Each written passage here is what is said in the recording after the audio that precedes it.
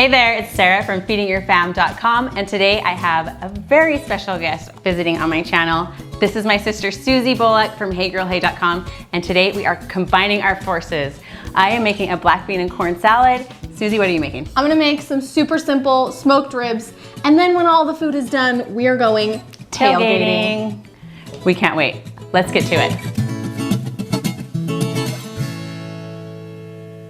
All right, let's get started with the ribs because we have got to get these on the smoker. Yes, this is a super simple recipe, very low maintenance. We're gonna prep our ribs, get them out onto the smoker, and they're just gonna smoke until we're ready to head out to the door and go tailgating. So this is one of those ones you can start at home, finish when you get to your location, which is really convenient.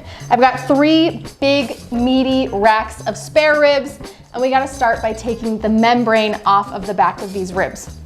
The membrane is a nice little papery, thin piece of, membrane. It actually sounds super hard to do, but I know you've got some tips that make it really easy. So, a knife and a paper towel is really the tools that you're gonna need. And you can see on the back of these ribs, the membrane runs right here. And it makes them look more opaque. Sometimes your butcher will have already removed the membrane for you, and you'll be able to tell because you'll be able to see the meat in between the bones a lot better. On these ones, you can see it's pretty opaque still, so we gotta get the membrane off. You're gonna take your butter knife, and you're just gonna slide it up along the bone, in between the membrane and the bone. You can see it kind of start to lift off right there. Once you get a nice little lift with your knife, you can grab it with a paper towel. Paper towel just gives you grip because the membrane's a little bit slippery. And then that is the coolest trick. I love that. Woohoo. Really, it's so easy because sometimes I'm like just trying with the knife to like keep digging it, but it doesn't work. It just makes it harder, but yeah. It might come off in little pieces. That's okay. It's fine. Sometimes it comes off all in one and you feel like a rock star. Those are good days. Yeah. But it's not always. That's all right. It still works so good. Definitely try this trick. Some people leave the membranes on their ribs, but I like to take it off because when you bite through, I don't want to have that papery dry. It almost turns like a little bit leathery on the bottom of the ribs. So you're like tearing it off with your teeth. Yeah. But I think them taking it off makes a big difference. All right. Okay, let me try it. Okay, we got these 2 off. You do the last one. Yeah, we got those 2. Okay, I might not be as smooth as you were. Well, my first one was terrible. But sometimes it comes off in pieces, sometimes it comes off whole. I mean, I've done it before, but it's true. Sometimes it can be tricky.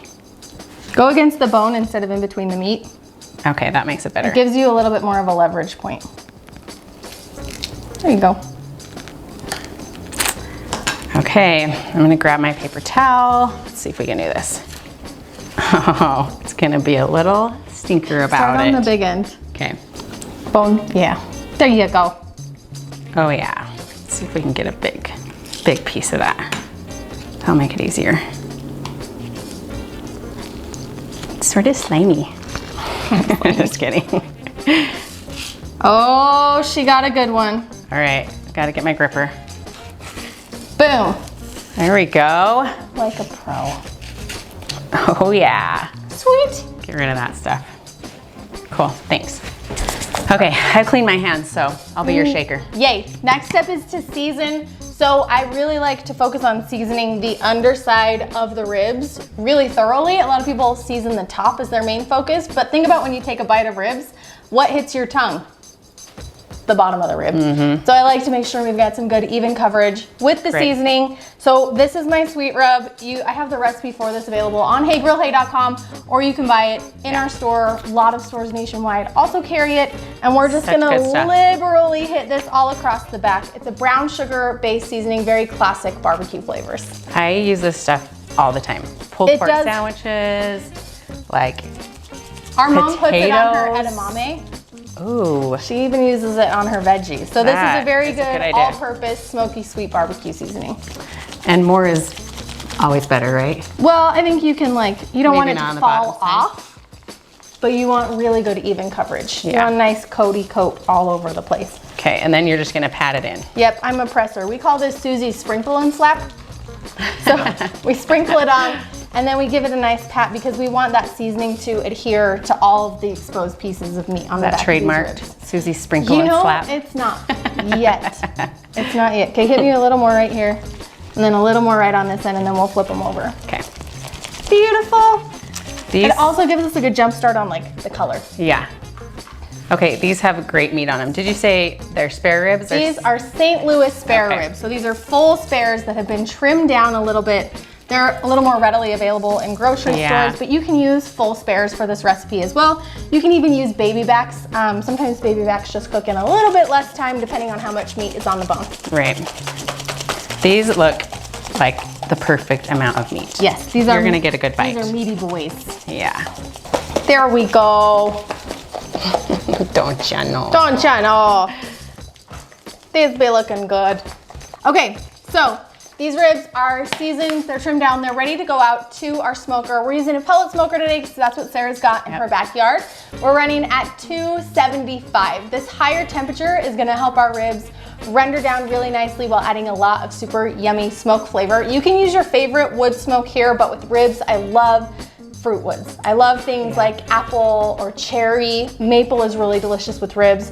So we're gonna go get these on, close the lid, and then we're just gonna ignore them for like the next 4.5 hours That's until the we're best ready kind to go. of cooking, honestly. I know, it's so easy. A lot of people are intimidated by stuff like barbecue, but it was literally it's so easy. We just 5 minutes of put prep. the spice on. We're gonna throw it outside. We're gonna forget about it. Make some salads. Let's do it. Okay.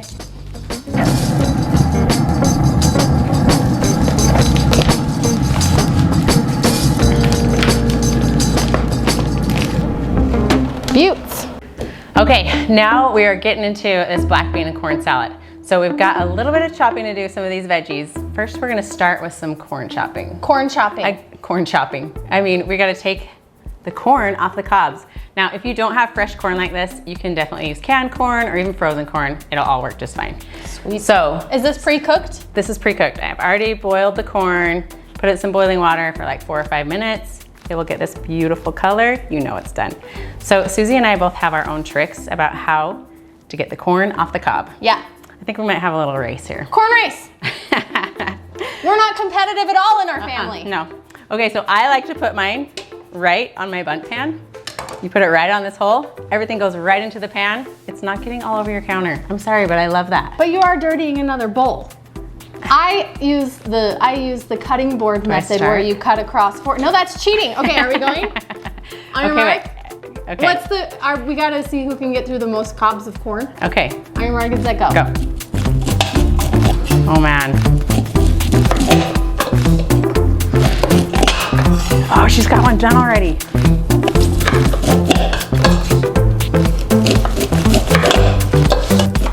No! I thought I would get to it before her. So here's the downside. All We right. should compare our cobs though. She won. Because I don't know. I might be faster, but I think she left some of the I kernel leave on some. there. I'm You just lose saying. a little bit. You lose a little bit with this method because you're not getting all the way around, you know? Yeah. So like we got these, like we could like still work on it, I guess, That's if we true, wanted but to get out I think all it's of it okay. off. It's fine. But I mean, I look at did these get chunks. through 5 cobs. You did. You win. You win. Did you get through 3? I got through 3. It was a fight But for that last one. look It at- was down to the wire. I don't know why. I don't care if I dirty another pan. That It's is just beautiful. all contained right there. It's great. All right, right. let's get into our bowl. Corn in the bowl. Okay, and then just toss it right in there. All right, next chopping. Let's just put them in here. Just gotta clean it anyway. Okay, you've got a red pepper. I'm gonna do a red onion. Just fine dice or strips? Yep, we're just gonna dice it. I want you to dice that one just into little pieces.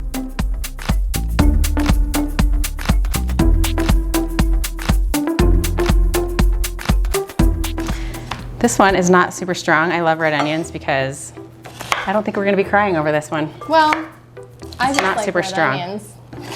Yeah, it's red onions I feel like are just a little bit more mild and they're great for salads. Okay, I got my red pepper done. What can I cut Okay, you win. next? Why don't you go? Well, it wasn't a competition this time. I just want another Oh. job. How about those tomatoes? We're just gonna slice those right in half. Okay. And we are doubling this salad today, so that's why we have so much corn. I think we have like 30 people coming to Yeah. our tailgate.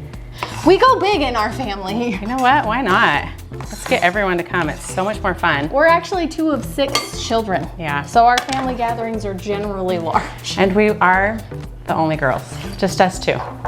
Okay, I'm gonna toss the black beans in there. So I just have 2 cans of black beans that I've rinsed and drained.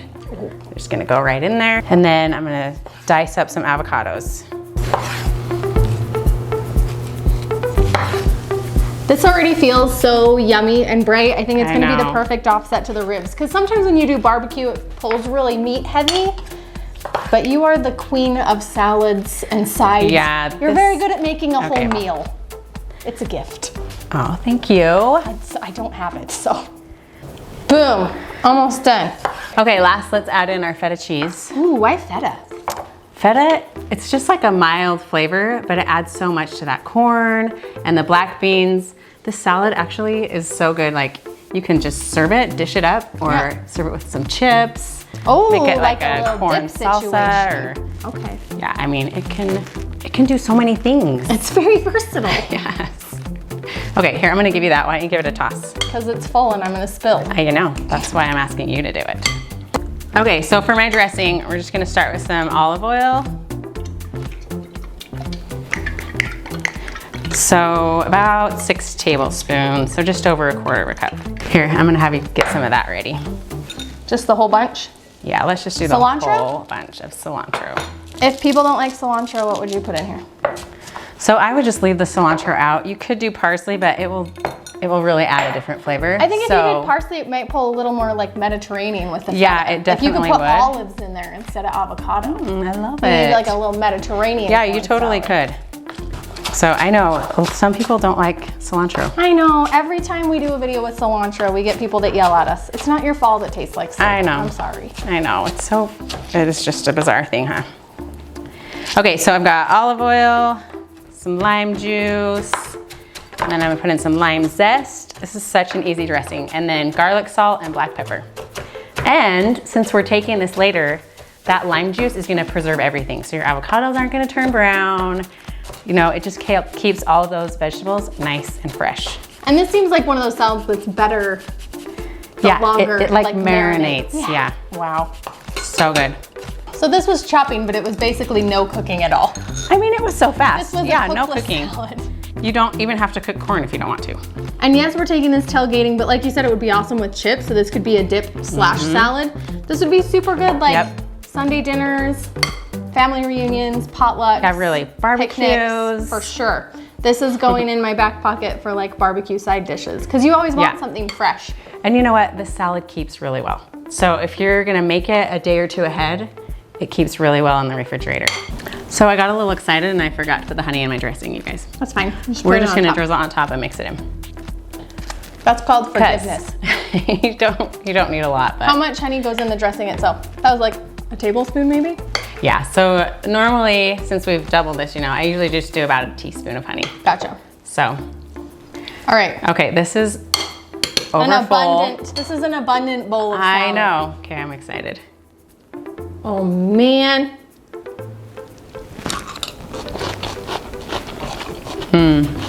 That's good.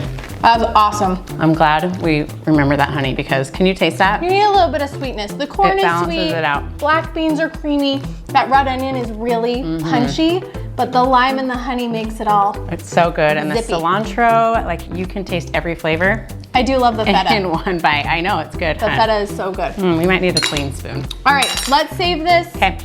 Do we refrigerate it until we're ready to go? I'm just gonna cover it with some plastic wrap. We're gonna keep it in the refrigerator until we are ready to go. Sweet. And then I think that's kind of it for us. I'm gonna show you guys what the ribs look like before we pull them off. We're gonna wrap them in foil and then head to our tailgating party so we can get them finished off on the grill. Yeah, I can't wait. Easy. Okay. All right, thanks to you guys. Thanks so much for following along, and we'll see you in a little bit. This is Callie. She's guarding our ribs. This is Sarah's puppy. Callie girl. We are. Can we rinse them off? Somebody's gotta watch over the ribs, you know? Easiest ribs ever.